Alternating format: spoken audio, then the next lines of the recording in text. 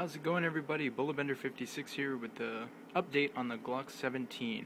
Now, originally I updated you that saying that there was a bit of a problem, and I wanted to give it a couple months, so it's been about 6 months in testing since Glock returned it back to us. So here it is in the safekeeping of my own home. So after about 6 months of hardcore training with the Glock Model 17, taking it out there and shooting hot loads or even target loads and just plain fun with it.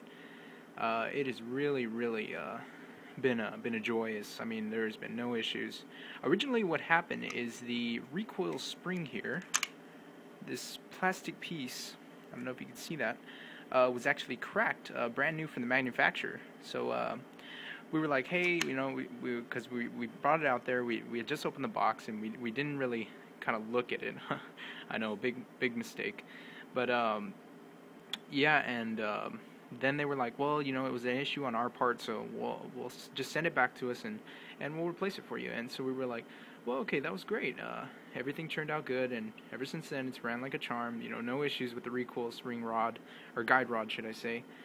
And I've ran it on different systems. I've used the laser sight, I've used flashlights, you know, heavier things, lessen recoil, and well, those that shoot a lot will know the differences and the kind of things I'm talking about.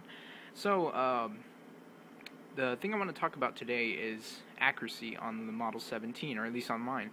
Accuracy is, at least on the standard iron sights, these are the Glock iron sights, are at least probably above average. At least for me, anyways. I've heard some people say that they have to replace them with night sights, judging by the way they operate. And this has been safety checked, by the way. The magazine's right there. And anyways, I just want to let y'all know, you know, thanks for the support, and well, keep watching my videos.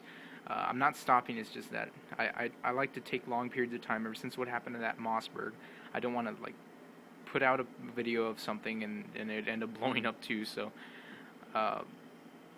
that's really all it is. But a little more into it. Comparison with its predecessor, the Springfield series. This isn't exactly the 9mm version, but the 40 caliber version has an exact same magazine, 16 plus 1. So the same as the Glock factory mag, 16 plus 1. And this isn't a comparison video whatsoever, so don't get your panties in a knot. It is just more of a kind of a go over. And then of course you got the Springfield XD or XDM. The way I use them both, I mean, I think they're both great guns. The way that they should be used. This one has been safety checked as well. The firing pin is in. But I think the iron sights on this one are a little bit clearer for me. I mean, at least in daylight. At nighttime I can see the Glocks a little better. But besides that, they're pretty much equal pistols. I've seen people compare them and say that this one's better than that one, or that one's better than this one. There's really no comparison between the two. It's just on how you use them, how well you use them, and what you're using them for.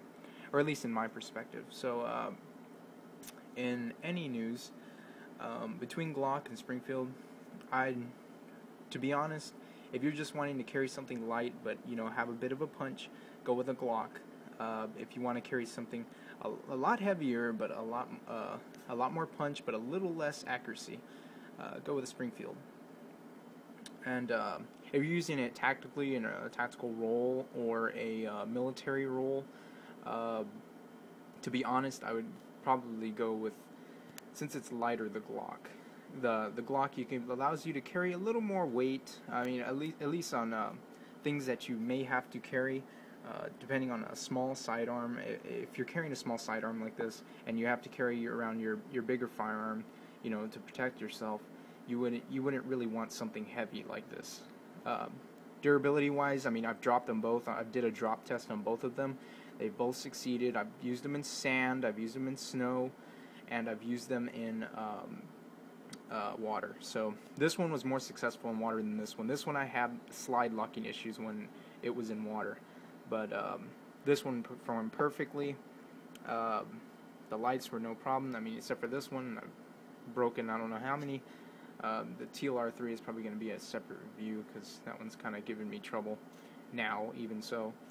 But overall, you know, they're great purchases, and if you're looking into buying either one of them, go ahead, because I endorse it fully, because they are great guns and they shoot accurately.